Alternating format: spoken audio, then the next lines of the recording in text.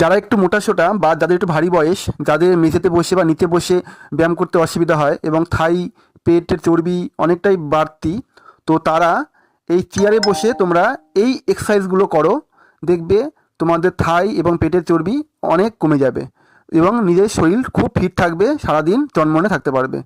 তো তোমরা এইভাবে নিয়মিত সকাল সকাল উঠে এইভাবে যেভাবে পারবে যতটা 40 বার 50 বার করে স্টেপগুলি করবে।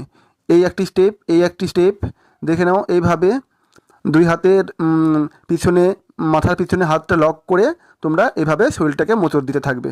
যে যেভাবে পারবে, যার যেরকম ক্ষমতা, যে যত স্পিডে পারবে সে সেই একই লেভেলে তোমরা এইভাবে করবে। 3টি করে স্টেপ করবে, সবথেকে বেশি উপকার পাবে। তো চেয়ারে বসে বসেও এইভাবে ব্যায়ামগুলি করতে পারো। এই যে আরেকটি স্টেপ, এইভাবে ডান ডান পা টান টান করবে, আবার ডান হাতটা উঠবে, উপর নিচ এইভাবে।